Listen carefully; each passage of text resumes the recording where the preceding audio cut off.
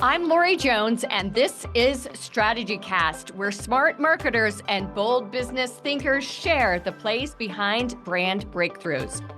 Buyers today are nearly decided before they even talk to a salesperson. So how do you even get on their radar? My guest, Doug Johnstone, is a fractional go-to market strategist helping B2B firms rewrite the rules for growth in the AI era. Today, we'll dig into how Doug combines challenger insight selling with proprietary frameworks to create demand and reposition stagnant portfolios into growth engines. Let's kick off how Doug discovered this new approach after facing a career crossroads himself.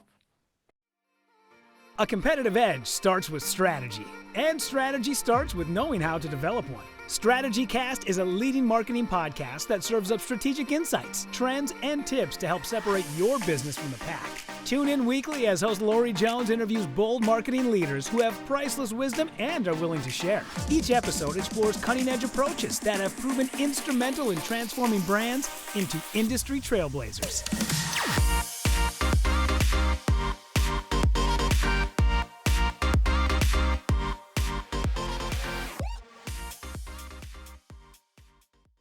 Welcome to the show, Doug. Hey, thanks, Laurie. Really good to see you again. And yeah, It was quite an interesting situation I found myself in 12 months ago.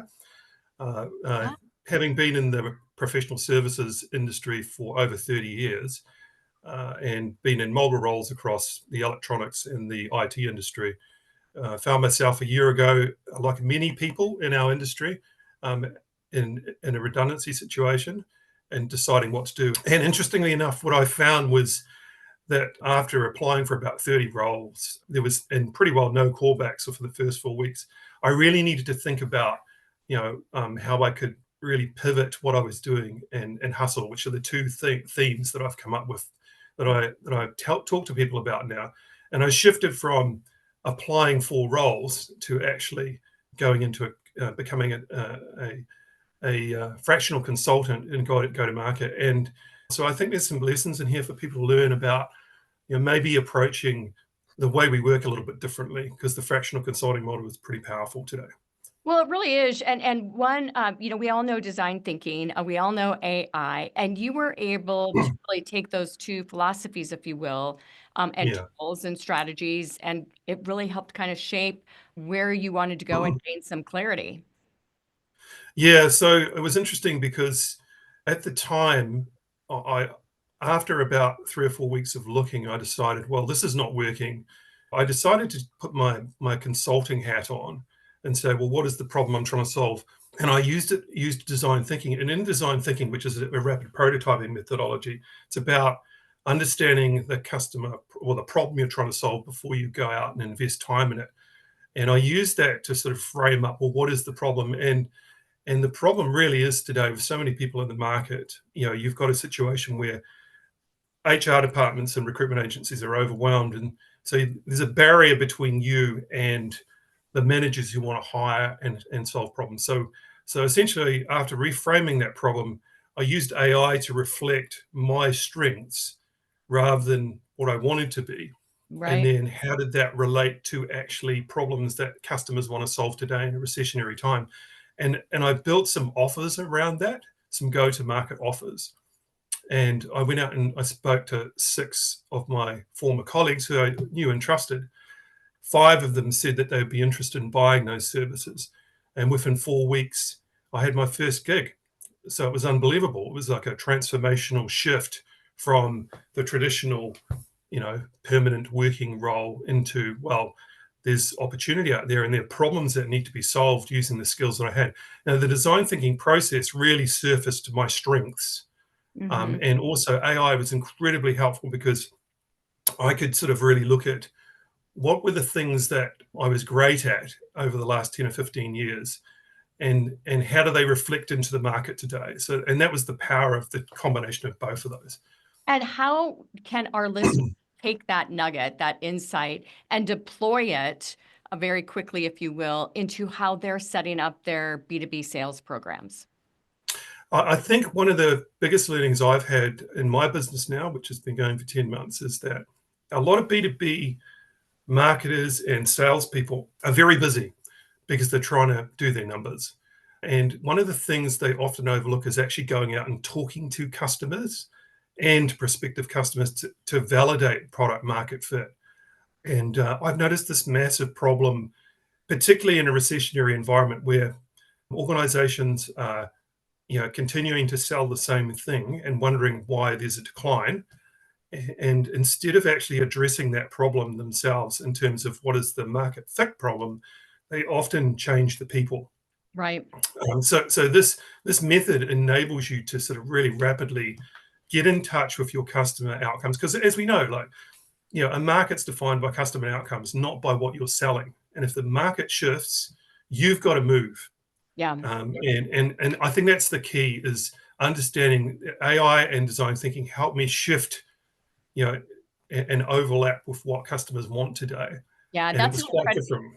Yeah, it's an incredibly important insight. And we do know that B2B sales are stalling right now, primarily because the market changed. You layer that in with the fact that 80% of buyer decisions are made before a phone call is even made to the company or a form filled out. And that's pretty daunting task. I mean, you're top of funnel marketing and Absolutely. better be very, very good in order to make that happen. So what is so different with buyers today, and why does it matter? Yeah, so I mean, in the role that I had for previous role, for 10 years, I was a principal consultant in a professional services company and deeply connected to the customer buying journey within cloud and cloud integration professional services across Salesforce, Google, AWS, that sort of thing. And I learned a lot about how customers buy. And I saw there's been a massive shift. So about 10 years ago, when I first got introduced to the challenger sales method, the research showed that customers, were reaching out quite late in the buying journey, about 57%. That's well over 70% now. So in other words, 70% of the buyer journey is buyer-led, self-directed, Right. and you're not involved. So your sales team is actually only operating with 30% of their time, and I only get a very, very small part of that. So the second thing is, and this is the most phenomenal shift in the last year, it's AI informed. So if you ask people today, what were you doing 2 to 3 years ago in Google? And you will find that generally 85% of what they were doing in Google is now being done in AI search. So they'll go into ChatGPT, Perplexity, Grok, one of those platforms, Gemini, and instead of doing a Google search, what they're doing is they're actually, well, I've got a problem I want to solve. And I think it's a massive shift and a massive opportunity as well, because people are not realizing that even when you talk to salespeople and marketing people, they're doing that themselves, but they're not translating it. What does that mean to the customer buying journey? Well, your customers are drilling into that problem that they're trying to solve. And large language models, what they do is they're just like a big calculator. Right. Okay. You put in a question, it comes out with an answer. And what I challenge people to do is to understand what I'm referring to is think about one of the things that you're selling today. Think about what is the customer problem that satisfies. Go right back to the beginning when they started looking to find you. And put that question into ChatGPT or Perplexity and ask for a list of local providers that could help solve that problem. And see if you're on that list, because it will terrify you, I can assure you. Well, it is. And we actually bought a .chat URL for the company about a year and a half ago, because we knew that, actually it could be 2 years now, we knew that chat was going to be taking over Google services, and it's been proven time and time and time again. It is a very, very interesting test. But getting into the buyer behavior, why is it that indecision is bigger today than it ever has been? Yeah, there's a lot of literature now, particularly there's a book called The Jolt Effect that a lot of people will know about, but it's primarily I think it's the stats are 40 to 60% of B2B buying transactions never go anywhere. And so people, and salespeople don't realize this. They think, oh, we've lost the deal. But actually what it is, it's indecision. And the research found that the cause of that is fear of messing up. Because, or is it, and I would describe, go deeper than that and say, a lot of the times you'll get into a process with customers and it just gets too hard, because, the other aspect of what has changed is it's very democratic, the decision-making process. You think you're dealing with one person, you're actually dealing with 11. And so they've got to go, that mobilizer or that person who's driving the process needs to go out and convince another 10 people that this is the right thing to do. And they've got all these other competing priorities. They've got to put their own personal, reputation on the line. And that's a lot to ask. And so they're really struggling to get through the buying process. And then your ROI is not clear. It's not really super clear about how they're going to get a business case through. And so it gets deprioritized, and they're not willing to go out on a limb and actually try and really get behind this. And so that's where a lot of deals go to die. And yet people think they've lost them, but they haven't. The customers just, there's no compelling reason for them to really, relative to the other decisions they need to make. So you have to make your ROI extremely, clear, and we'll talk a bit more about that later. Yeah. And, a lot of that ties into the fact that the brand needs to be leading the conversation with all of the competitor. I love that, being able to shock the market with a lot of the campaigns that we're deploying. And that's really where this Challenger Insight plus strategic IP comes into play, and really being able to create a sense of meaningful urgency to be able to interact with the brand to shorten the sales process. That has a lot to do with what you mentioned just a moment ago, the Challenger Insight selling. So how does this disrupt the traditional sales process? Yeah, Challenger has been around for a while, but it's still extremely relevant, and I use it all the time. It's the core methodology I go to, and it's enabled me to win deals that, quite frankly, we should never have won. Because I've literally had, I remember we worked on a deal, this would be a number of years ago, and a Salesforce deal, and Salesforce rang us up the day after we'd won it and said, how the hell did you do that? Because we only got you involved because they were price checking, and we just we essentially won a deal with 3 days notice. And the thing about this is the cool thing about insight selling, and what it's about is you're trying to teach your customers something they don't know about their business that leads back to your unique business value. And in other words, if they've overlooked something in the buying process, and this is the other point around, the only positive thing about all these changes in the buying journey is that it's not linear. Right. The buying journey is not linear, and you can reset it, you can disrupt it, and you use Challenger Insight selling to reset the buying journey and get them to go back to the beginning and rethink the process. And that means you can enter the process at any. You can A, spark a buying journey, with this insight, and B, you can also disrupt it, and that's the real power of it. But it's not easy to do, and it requires you to absolutely get it right. And it's not something you just make up off the on the spot. These are architected and constructed to be disruptive. And most people go in with the question, what do you need? What are you looking for? And that's the last thing that you include in a conversation that you're having. Absolutely. I mean, so if you think about that, go back to that customer who's got 10 other stakeholders to convince. They're really busy. They know more. Often they know more about the problem and the products that you are trying to sell them than you do. And we used to talk about this many years ago when I first got involved in Challenger. It's like buying a car. Nobody goes and asks for a brochure. By the time they turn up at the agency, the car agency, they know more about the product than the salesperson. And they're just there to price check and take it for a drive. It's happening in B2B now, because with AI, they can drill right into their problem. They can find out who locally can provide these services, and they can rank order them in a table based on, fit for their needs. And they're doing this today. Every, the RFPs, any B2B process, they've got a list and they're going through them, and they're reaching out at the 70% market, and they're very, very informed, way more informed than they used to be. Mm-hmm. So you need to have something, you need a point of view, which is what I refer to it as, an insight that will actually disrupt them and get them out of that cycle that leads back to you. And you also refer to that as strategic IP.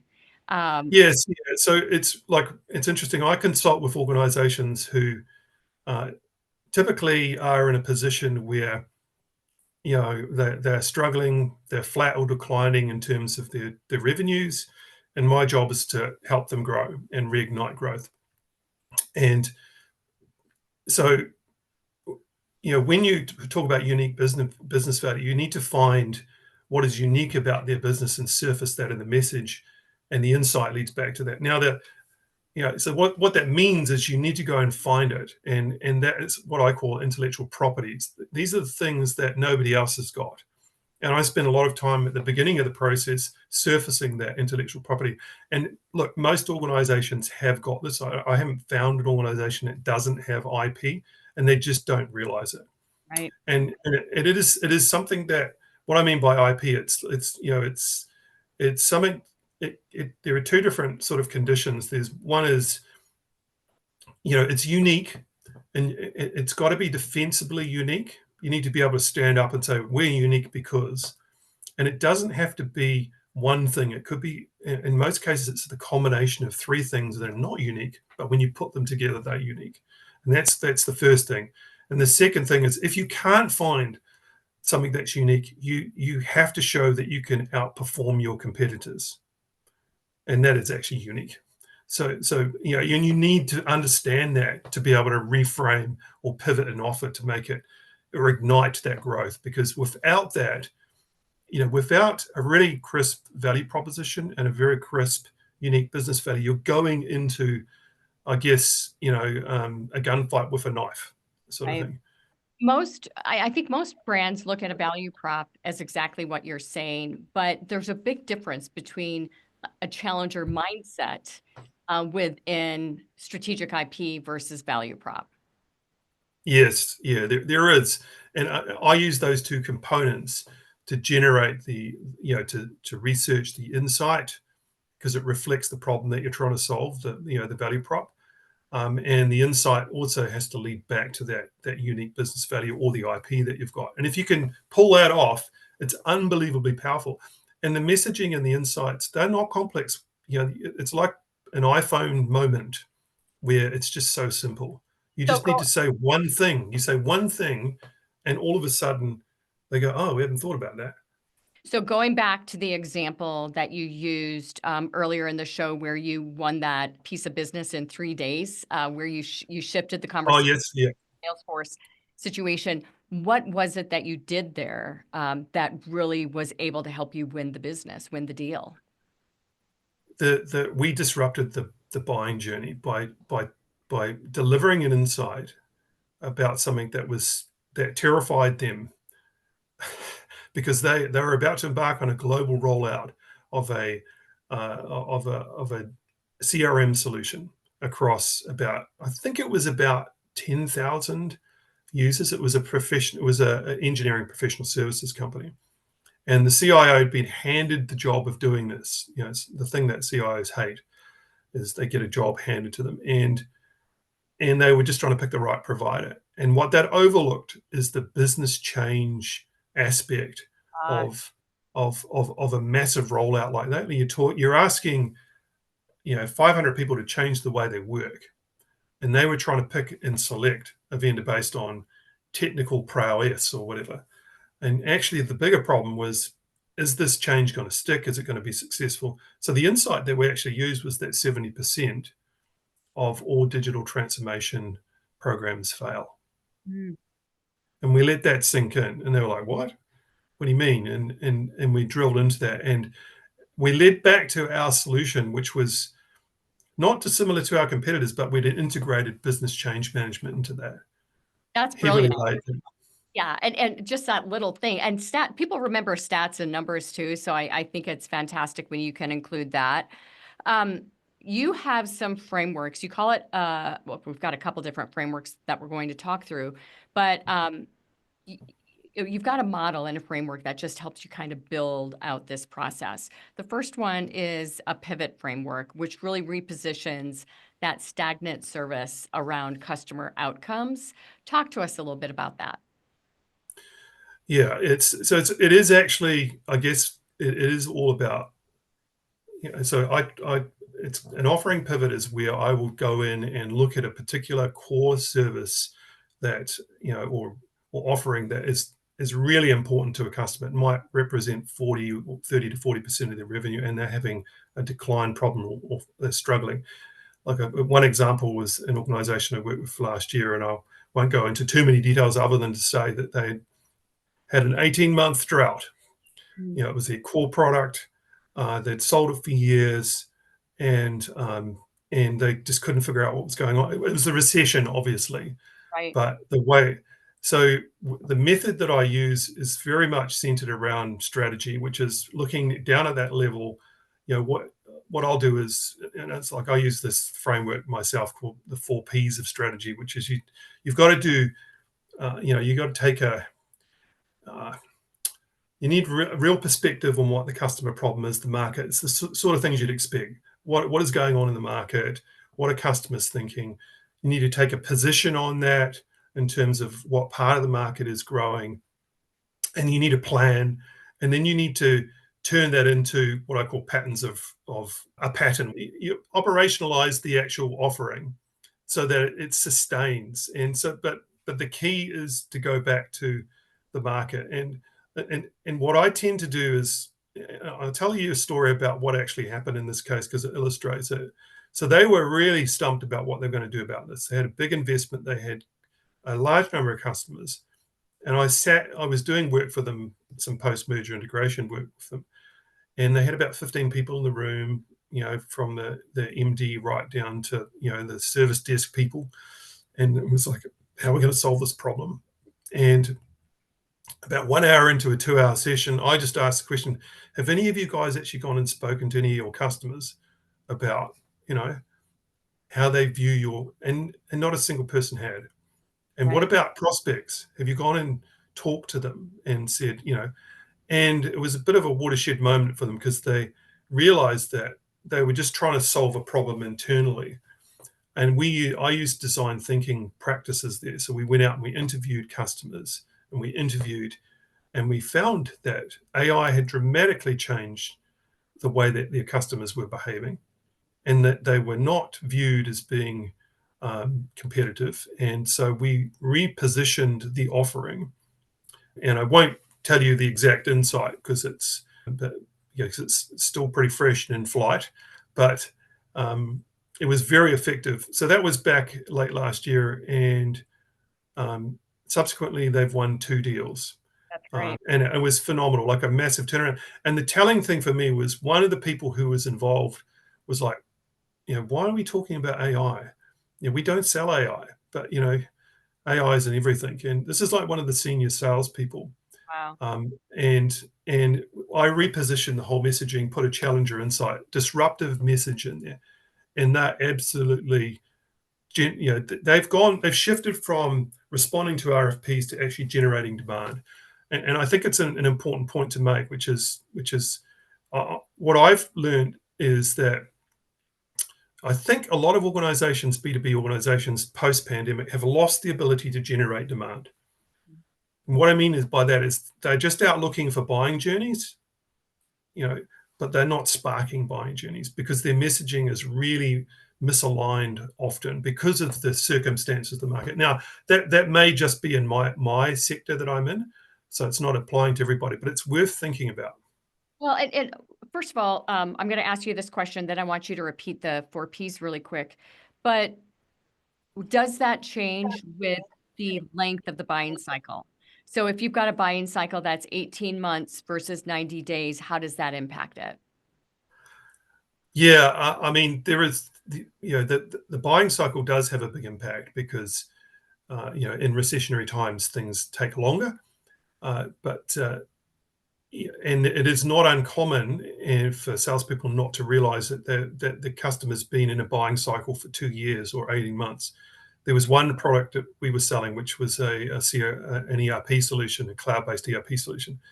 And on average,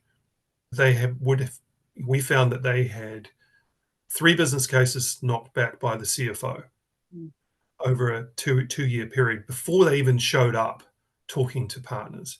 Wow. So you need to understand that and position yourself for it, and also manage upwards in terms of expectation, because your leadership needs to understand that they can't just, post something on LinkedIn and they're going to get a deal. You have to go out and generate demand, and it takes quite some time.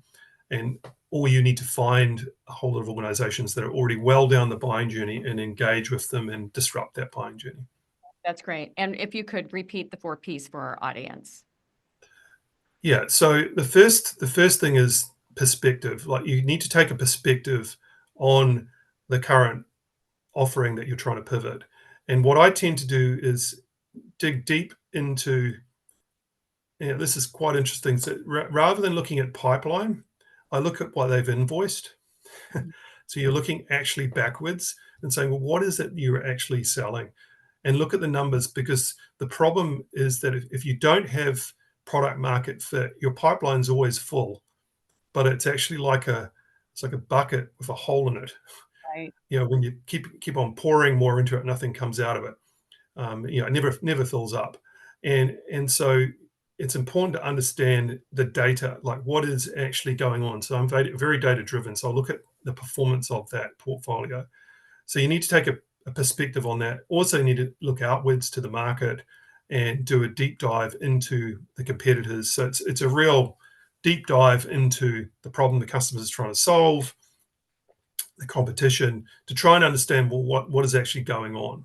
And don't believe anybody, because what people want to happen and what is actually happening are two different things. So be empirical. That's the first one. Then you need to take a position on that. Like, you actually make a decision and say, okay, well, based on that perspective, we think we can pivot into here. And you need to get the team involved and say, we need to tweak the offer and add this to it, or remove this, or change the ICP. Ultimately, you're trying to position that. And then I start going out and testing that with customers. So I'll actually go out, that's the design thinking part, which is you're validating the problem. It's a lot like writing software. You've got to get it into the hands of the users as quickly as possible, because there's no point in trying. It's like when you're developing an insight message. If you go up to someone in your organization and say, what do you think about this message? There's no value in doing that, because they're not the customer. And I've had situations where I've gone to the CEO of an organization that I used to work for and said, hey, what do you think about this? And they said, oh, that's terrible. Yeah. And 2 days later, we close a deal using that message. So you absolutely have to, it's uncomfortable, but you have to do it. You have to push yourself to put it in the hands of users. Yeah, that's right. And then number 3. Oh, so the number 3 is the planning. So once you've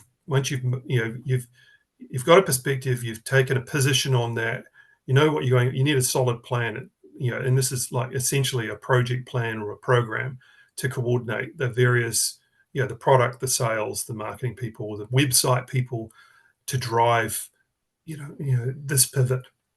And the final one is really, once that's deployed and you've got to set up the structures to make sure that actually the momentum is going to continue. Like, you need a catalog of assets and training and all that sort of stuff, that all those assets need to be generated, so that it's not just while I'm there, they're able to close deals. You're transferring that expertise into the organization and embedding it, so those assets are there. Yeah. So that's sort of. So what is the 4th P then?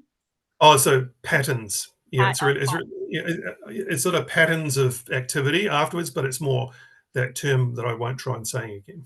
Yeah, that's fantastic. Something you've mentioned product market fit, product market alignment quite a bit. And one thing that we've talked about on the show quite often is that people skip problem market fit. And really what you're talking about here is solving the problems, finding the uniquenesses, understanding how you can challenge, become a challenger brand against a competitor that might even be a Goliath. And asking Absolutely. yourself how you can disrupt that. Do you have a simple idea or assessment that B2B companies can use to spot whether or not they've got product market fit misalignment? Yeah, I would go back to what I said earlier, which is look at your invoices, Ah, look at your data, look backwards because you can't argue with the data. Like if you're not selling if you look at your pipeline, and as I said, it's like a bucket with a hole in it. In these circumstances, I've never met a salesperson and this happens often when I go and talk to prospective customers. They'll say, "Yeah, look, all we need to do is close those 3 deals, and we're good for the year." right. You go and see them 3 months later, and there's 3 new deals in there, and they didn't win the other ones. And so, but if you look backwards and say, "Well, what actually have we won? What is our revenue looking like?"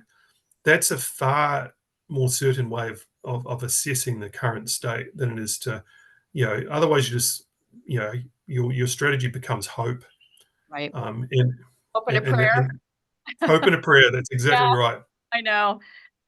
What's interesting is you're talking about a lot of sales development, and it has to happen with a lot of marketing strategy, just intel and Mhm. insights to make that work. What is the first step that a CMO should take if he or she feels things are really stuck? Yeah, look, I think you need to. It's a team sport. You need to get your team together. The problem I find is that everybody's busy. Right. In these circumstances, there's no one sitting around not trying to do anything. It's very seldom. Everybody's working really hard, and you need to pause and disrupt that process and get into some thinking about, well, hey, we've got a problem. Everybody's working really hard. We're not getting results. So you've got to get past some of these vanity metrics that are there, which is like, these are showing that I'm busy all the time, but we're not getting results. So the CMO, I think, has to say, look, here, we're not getting results. And be honest, there's no point in waiting. Like one of the worst things you can do is encourage your team to work harder for 6 months and then fire them all at the end of the year because they didn't get results. Talk to them now about the results that you're worried about. Be honest, and get a working group of people together, and from different parts of the organization, from the product people through to the sales and the marketing people, and start a design thinking process to try and figure out, well, what is the problem that you're missing. Yeah. I think a lot of we have a tool that we use. It's referred to as point of parity versus point of differentiation. And quite often what we find is that brands, they may not think they've got any IP, any differentiation at all. And I just don't think that they've been smart enough to develop something that someone would care about. I mean, you can pull a lot of things out from the sky, and if you can make someone care about it, then go for it. Um, you know, there's a famous case study out there about the additive in Colgate. It's oil, but they did something with it to make people care, and here they are. But Yeah, yeah, nonetheless, I think that if you take a look at points of parity, most brands are leading with that. They're not leading with points of differentiation. But yes, a lot of times they don't have a defensible position with a point of differentiation as well because it's still considered table stakes. And we found ourselves, getting into that drum roll of, wait a minute, this, thought we were heading down a path and this still is not meaningful. What advice do you have for our listeners today on how they can really develop and research an insight that's got staying power, that's going to be meaningful, and really make an impact for the brand? And how do they know the difference? yeah. That's a really good question. So, particularly in an environment like, one example I had with a client probably 6 months ago was, even the salespeople. You asked them when I was interviewing them, what what is your point of differentiation? We don't have one, they said, which is unbelievable that you'd continue to try and sell something without a Oh, defensible position. But that was just the circumstances. So where you start is you've got to get that team together, tell them what's going on, and go and run a competition. Just get people engaged and tell them the problem you're trying to solve, which is we need to find a points of differentiation. I always remember this story that an insight, sales expert told me about probably 7 or 8 years ago. It was for a large whiteware organization, mhm. and they were absolutely being hammered by Samsung globally. This is a global brand. And so they got about 100 people together in a room to try and figure out, well, how are we going to find a point of differentiation? Our price is way higher. And one of the most junior people in the room said, yeah, and it's really like when you take the covers off this thing, it's not real stainless steel anyway. It's just veneer. And no one knew that. So when they dismantled the competitor's product that was supposed to be 100% stainless steel, it was actually plastic with a veneer over the top. And Wow. so and it was like just someone on the production line figured that out. And so they ran a campaign called Real Steel Ah, and absolutely hammered their competition. yeah, it's So such a to great get people example. together. Yeah, Yeah. I love Yeah. that. It's so many incredible insights today. Thank you very, very much, Doug. Important stuff. As we discussed pre-show, we've got a series this year. It's called Better At. And my goal with this show is just to help marketers become better at everything that they do day in and day out. And really, this whole marketing community should be helping one another get there, right? So what is one thing that you've learned to be better at and made a measurable difference in how you lead, work, or show up in your role day in and day out? Yeah, I think it is. Once again, I come back to the AI. It's actually understanding. Unbelievably, I had a conversation with somebody yesterday. Uh, I'm finding that 50% of when I'm on a computer doing work, I'm actually writing prompts. Uh, So 50% of the time, so challenge yourself. Do I need to really write this? Write a prompt, save that prompt in a doc so you can reuse it. That's your intellectual property. And I've literally got hundreds of prompts saved like that now that I can pick up and reuse to generate whatever content or whatever. So that would be my advice is spend more time focusing on becoming an expert on writing prompts to help you, get through the day. AI reduces the cognitive overload that people have when they're faced with a whole lot of work. And it's unbelievably transformational if you can harness it. yeah, I love it. And I could not agree with you more, by the way. What is the best way for our listeners to get in contact with you? Yeah, so just jump over to digitalpivot.co.nz. I've got a whole bunch of blogs on there as well that I've just put up. There's about 20 of them that cover the methodology that I've talked about for design thinking and for offering pivot and some other things. So that, and I've now got some online audio that you can just listen to that. You don't have to read it. So yeah, just jump over there. And I'm also on LinkedIn. So by all means, just look me up and connect. I'm happy to chat as well. Well, I tell you, Doug, you've been an absolute blessing today. Thank you so much for your insights.